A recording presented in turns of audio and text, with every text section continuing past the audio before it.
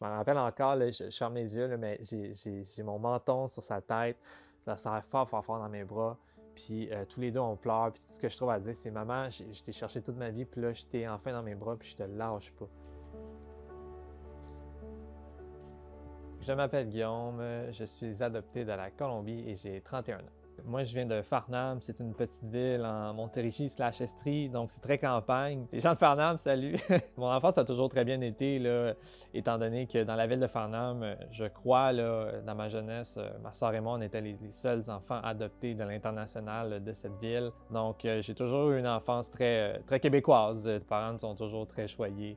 Ils ont toujours été très ouverts aussi avec l'adoption avec nous, là, fait que ça a toujours été un gros plus. Donc, c'est vraiment des beaux souvenirs que j'ai eus à Farnham. Mon éveil identitaire, finalement, c'est fait à l'âge du jeune adulte. J'ai fait beaucoup de cégep dans ma vie. J'ai fait beaucoup de programmes que je n'ai pas terminés. Et en quelque part, je me suis dit, hey, je sais pas quoi faire parce que je sais pas qui je suis dans la vie. Donc, c'est là que j'ai commencé à me poser des questions puis à me dire, je suis qui, moi? Je sentais qu'il me manquait une partie de moi, finalement, là, à l'intérieur. Et là, j'ai compris que c'était parce que j'avais des questionnements, je voulais connaître mes origines. Mon premier voyage de retour aux sources, aux origines, finalement, c'est fait en 2015.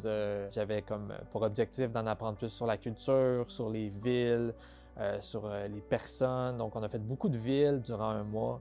On a fait beaucoup d'endroits. C'était très culturel. La nourriture, les gens étaient très chaleureux. Quand je racontais mon histoire aussi, je me sentais plus interpellé. Les gens, ils disaient que j'étais comme leur frère, que je faisais partie de leur famille, que la Colombie, c'était toujours une maison pour moi, finalement. Et la fin du voyage s'est soldée avec mon retour à mon orphelinat. À la fin de mon premier voyage, c'était en 2015. Et en 2015-2019, il s'est passé beaucoup de choses. Finalement, j'ai su ce que je voulais faire dans la vie, fait que j'ai été en technique de travail social. Après ça, j'ai fait mon stage et dans mon milieu de stage, emploi, je me suis dit, hey, pourquoi pas, je suis rendu à une nouvelle étape de ma vie. Je me sens assez à l'aise de faire les démarches pour retrouver ma famille biologique. Donc, j'ai complété le formulaire du bien-estar en Colombie et je l'ai envoyé. J'ai eu des échos de ça en février 2021, je m'en rappelle. On était encore dans la COVID. Ma première retrouvaille virtuelle, elle s'est faite à la fin du mois de février. J'étais très nerveux. Et je me rappelle, j'étais devant l'écran. J'attendais que le Teams s'ouvre. Quand la caméra a allumé, j'ai vu une petite femme à l'écran. Petite femme toute frêle, toute gentille, avec des belles pommettes. Puis je me rappelle, elle était bien ridée, mais ridée d'un bel âge, on peut dire. Là. Puis là, je me dis, oh mon Dieu, c'est ma mère biologique. Puis tous mes sentiments de crainte, de fuite se sont évaporés finalement parce que je me suis dit, c'est là le moment. J'ai attendu ça toute ma vie. Et j'ai devant moi ma mère biologique. Ça a été vraiment une très belle rencontre. Au milieu, je me rappelle, il y aura toujours au milieu ma mère biologique, ma grande sœur à côté, puis mon grand frère, il faisait une sandwich avec.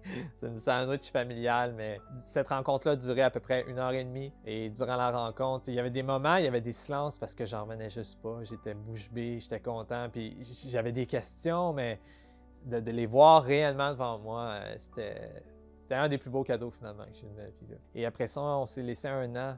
Durant cette année-là, on a commencé à se parler sur Messenger, on se faisait des FaceTime. Puis un an de discussion. Là, mon grand frère me dit, hey, tu dis quoi, Guillaume? Tu serais dû pour venir. Puis j'ai dit, tu as raison. Il faudrait que je vienne. Je vais avoir un bon retour d'impôt. Je vais me payer un billet, puis je vais venir vous voir. Donc, en juin, je m'en vais. C'était juste avant la semaine de la Saint-Jean-Baptiste, je m'en rappelle.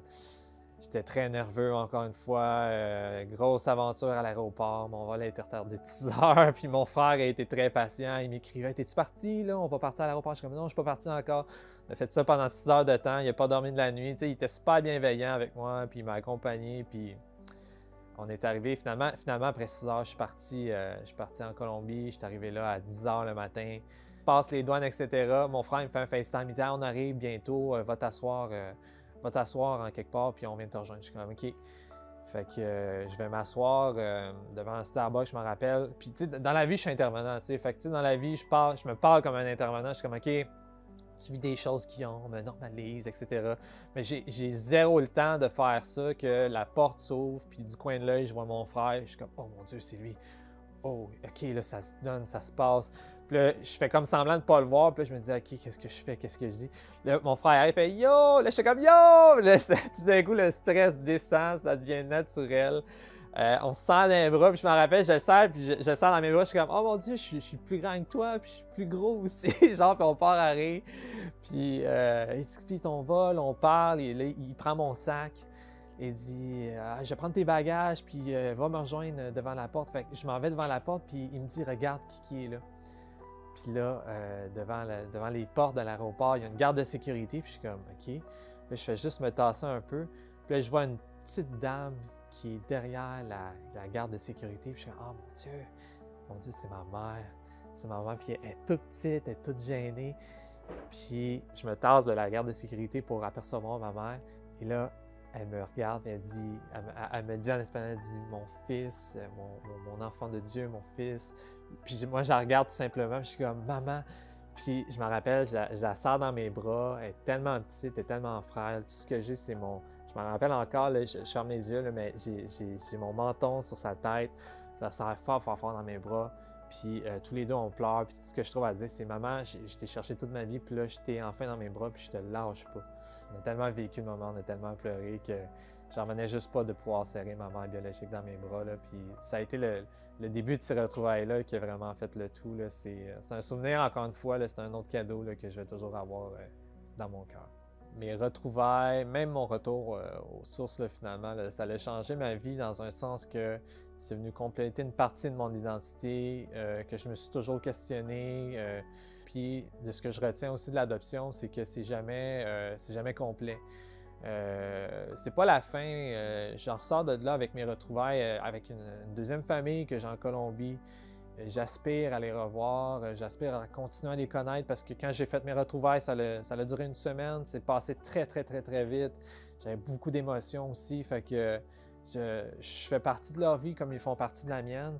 Et c'est ça, là, c'est quelque chose qui va toujours continuer. Et moi, finalement, dans mon identité, ça vient me construire davantage comme personne. Tu sais, je suis capable de dire que je suis Guillaume, le Québécois qui a grandi à Farnham avec ses parents, sa famille, sa sœur, ses parents qui aiment beaucoup, sa petite sœur qui aime beaucoup.